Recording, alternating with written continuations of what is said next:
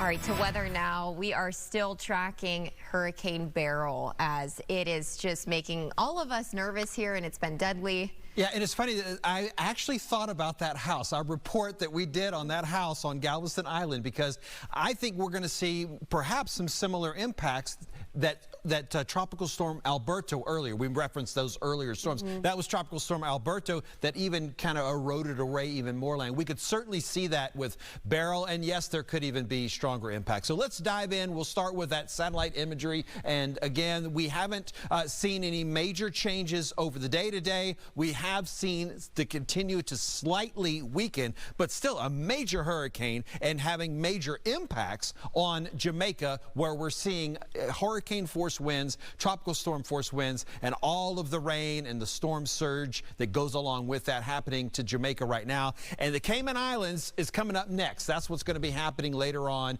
this evening. So I talked about those winds that are happening. From the National Hurricane Center, you'll notice this red shading here. That's indicating where they think that there are hurricane force winds that are occurring. And that's definitely happening within the island as itself. And then all of the island is in that orange shading, which is the tropical storm force winds. These are not gusts. These are sustained winds that are happening. And again, hours of those kinds of winds are always going to create quite a bit of damage. So I want to talk about the path a little bit, because when we get to the end of it here, it certainly starts to get our attention here in Houston, because we always talk about don't get too focused on this center line too much. We do know for sure once we get into the Gulf of Mexico that we definitely want to be taking this whole cone into account once we get into Saturday night. We do expect it to re-strengthen right before landfall, but as of 10 o'clock this morning, you'll notice that cone all of a sudden is very close to the Houston area, includes actually part of the Fox 26 viewing area. Even though this has happened, it really shouldn't change our preparations on how we've been moving forward. We're continuing to think about, do we have everything that's in place for an evacuation? If we're going to shelter in place, we're revising our plans. We're checking our supplies if they're current.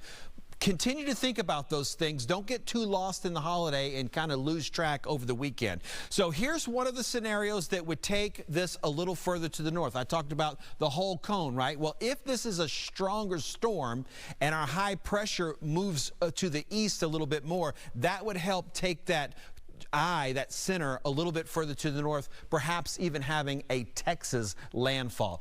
Other scenarios could help push this a little bit further to the south. If it's a weaker storm in general, so if it falls apart quicker and even slows down a little bit more, that would help kind of keep it gliding a little bit more to the south, and that high pressure ridge will definitely push it. We'll move through the Fox Futurecast. This is the Fox model, the exclusive model, continuing to watch how we move across the Yucatan. I will say that the Fox model is one of the few out there right now that is taking this a little bit further to the north.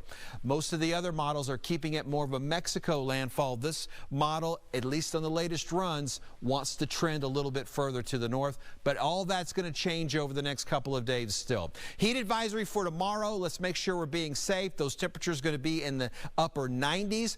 Isolated chances for rain, we'll say about a 20% chance for Thursday and Friday. Rain chances increase as we move into the weekend. And then, of course, lots of questions as far as Beryl is concerned. That will really impact what happens in southeast Texas on Monday and Tuesday.